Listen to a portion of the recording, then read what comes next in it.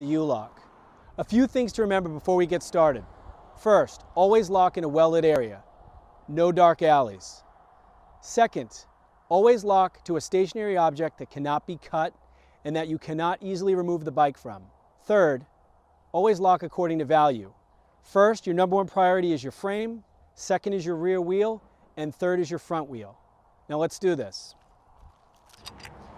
So first, you take your shackle and you come around and capture the frame and the rear wheel and just connect the crossbar.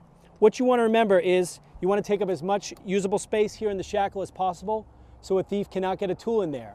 You also want to make sure the lock is elevated up off the ground with the keyway facing down. Today I'd like to also show you a few more ways to get added security that will include your front wheel. One of the ways is using a double loop cable. What you want to do is run the cable around your front wheel, securing it with the shackle of the U-lock. This gives you additional protection, but remember, a cable is just a secondary deterrent. It is never to be used in place of a U-lock, and always make sure that the U-lock is what's locking to the immovable object. Another option for adding additional security or lockup is to use a mini chain on your front wheel.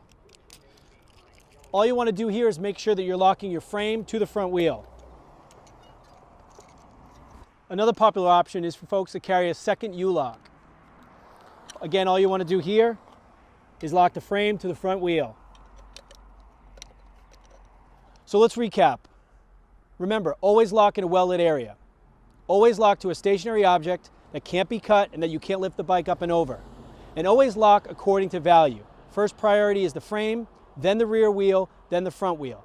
And remember, when you're locking the bike, always keep the lock up off the ground with the keyway facing down.